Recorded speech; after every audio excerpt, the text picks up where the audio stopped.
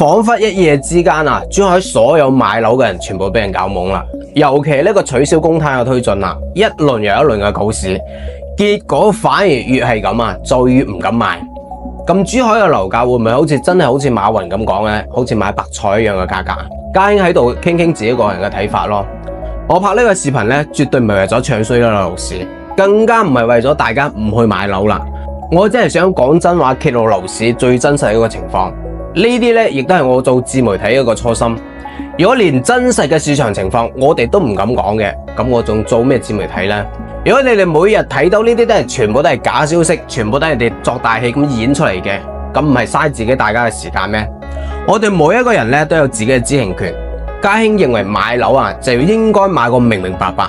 希望有啲同行啊同埋發展商啊，真係管好你自己咯，唔好日日喺度搞啲唔見得人嘅事，咩舉報啊投訴啊，你成日及住人哋係咩意思呢？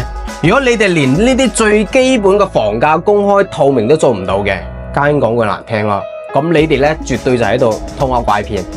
我希望接落嚟我講啲真相啊，朋友們啊，你真可以認真咁聽入去，建議大家呢，可以點讚、收藏同埋轉發俾人哋咯，避免用到嘅時候呢，又揾唔到啦。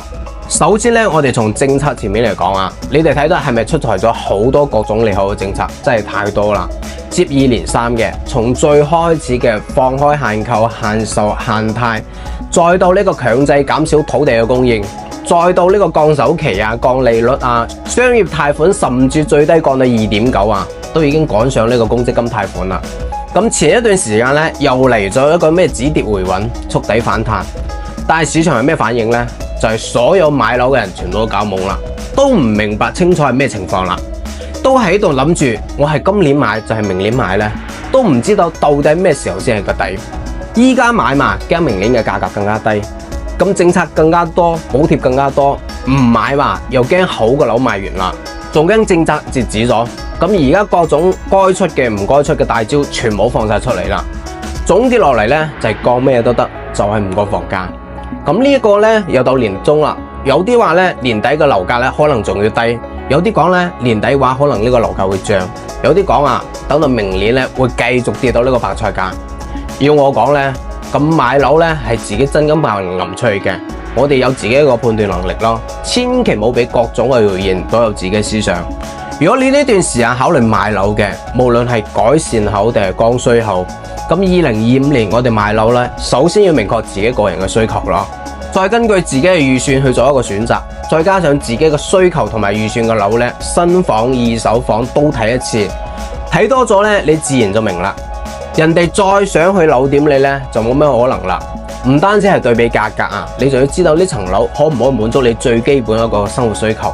但凡你感覺會覺得唔舒服、唔方便嘅，咁肯定咧會枕喺自己嘅手上邊。比如話交通出行啦，加埋配套啊，必須要完善。咁眼見為實啦，再加上好嘅物業、好嘅品質，最新一代低公攤、零公攤嘅第四代住宅戶型，呢啲咧先係適合自己自住嘅好樓。咁我相信啊，睇過樓嘅朋友咧，一定係對比地段啊、配套啊，或者呢個學區啊，仲有呢個房價。你會發現啊，有啲新房你係睇得上嘅，但係價格咧就覺得好貴。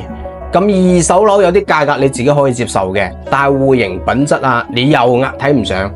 可能睇過一圈之後咧，真正可以滿足你自己購房嘅需求咧，真係少之又少。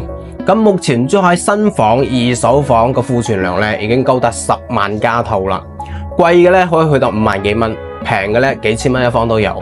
咁點解就冇人去買呢？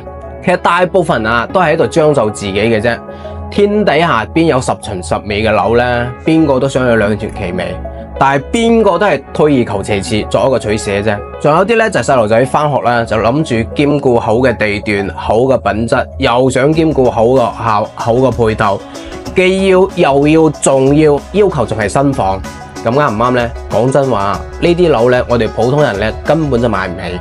少講咧500萬起步啦，咁要麼咧我哋自己犧牲一啲舒適度，要麼咧就係自己嘅銀包揞住咯。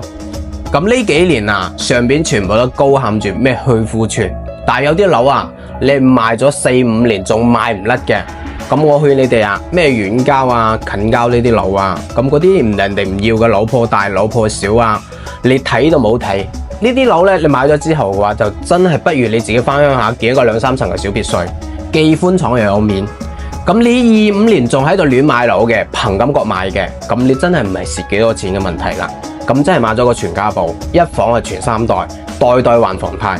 我哋真係全部都係普通人啊，邊個有能力去承擔買錯樓個巨大風險呢？咁代價真係太高啦。買樓啊，可以講係3代人一個家庭一輩子唯一最大一件消費啦，揞空晒我哋成世人嘅積蓄去換嘅。如果當下嘅行情你哋買錯咗，我覺得呢個慘烈程度咧，一定比呢啲21年高位湛江啲人仲要衰。另一方面咧，就係買樓呢件事啊，選擇一個專業靠譜嘅人非常之重要，比你自己去選樓更加之重要。買樓你唔係去商場揀件衣服，唔係去街市買鋪白菜。如果你真係經驗唔足嘅，唔識得避坑嘅，咁你真係要需要一個靠譜嘅人，真係可以幫你慳時間精力。你又問邊個人買都可以，唔係話非我不可嘅。我只係希望你認真對待買樓呢件事，揾個專業靠譜嘅人。只有足夠專業嘅人先可以話俾你知，即係80%嘅樓嘅樓價都係虛構嘅。前幾年漲得太猛啦，後幾年可能就會持續跳水。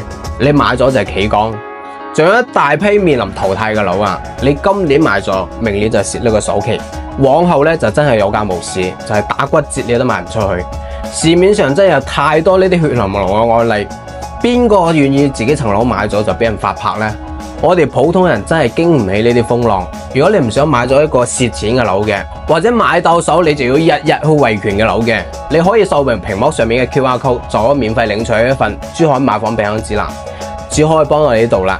資料入邊咧係涵蓋咗100幾個樓盤嘅不利因素、開發商嘅底價優惠表同埋折扣點，邊啲樓接落嚟仲會下降嘅，以及板塊嘅優缺點分析、套房各種注意事項等等。有需要嘅朋友咧都可以點個關注，免費領翻去慢慢睇。